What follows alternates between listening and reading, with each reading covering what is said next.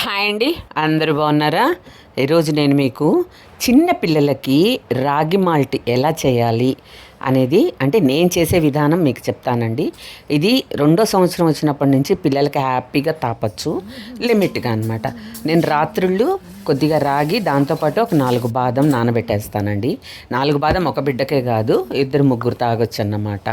నానబెట్టేసి ఉదయాన్నే శుభ్రంగా రాగిని కడిగేసి మిక్సీలో వేసుకొని ఆ బాదం పప్పులకి పైన పీల్ తీసేసి మొత్తం మిక్సీకి వేసేయాలండి. వేసేసిన తర్వాత మెత్తగా పేస్ట్ వస్తుంది. దాంట్లో వాటర్ కలిపి ఇలా మనం ఫిల్టర్ చేసేసుకోవాలి. చూడండి తెల్లగా పాలు ఎంత బాగా వచ్చాయో. మళ్ళీ దీన్ని అలా వదిలేయకూడదండి. ఒక 5 నిమిషాలు అలాగే పెట్టి మళ్ళీ తేరిన తర్వాత మళ్ళీ ఇంకొకసారి ఫిల్టర్ చేయాలి. నేను 3 సార్లు ఫిల్టర్ చేస్తానండి. చేసినప్పుడు ఇంకా సన్నగా ఉండే ఆ పలుకులన్నీ కూడా వచ్చేస్తాయి. చూడండి వచ్చాయి కదా, దాన్ని మనం మళ్ళీ ఫిల్టర్ చేసుకోవాలి. ఫిల్టర్ చేసుకుని చూడండి ఎంత చెత్త వచ్చిందో. ఇప్పుడు మళ్ళీ ఇంకొకసారి 3వసారి కూడా నేను ఫిల్టర్ చేస్తానండి. ఒక 5 నిమిషాలు గ్యాప్ ఇస్తే అడుక్కి మడ్డి అంతా వచ్చేస్తుంది అనమాట. ఇప్పుడు లాస్ట్ టైం నేను ఫిల్టర్ చేస్తున్నాను. ఇలా ఫిల్టర్ చేసిన తర్వాత చూడండి ఈసారి కొద్దిగా వస్తుందన్నమాట.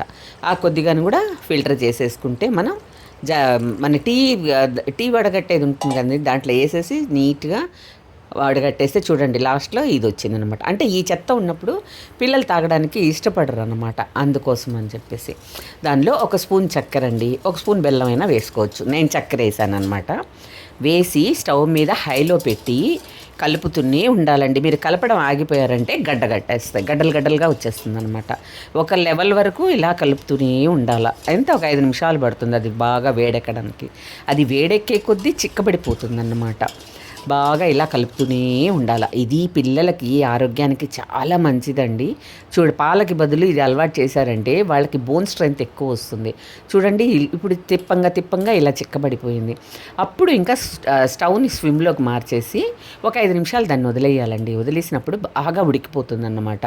స్విమ్లోనే పెట్టాలి. హైలో పెట్టారనుకోండి పొంగిపోతుంది బయటికి. ఇలా చూడండి బాగా ఉడికిపోయిందండి. ఇప్పుడు స్టవ్ ఆపేసుకోవచ్చు. ఇప్పుడు దీన్ని పిల్లలకి కొద్దిగా పాలు కలిపి, పాలు తాగే పిల్లలైతే మన బాటిల్లో పోసి ఇచ్చేయొచ్చండి నీట్గా.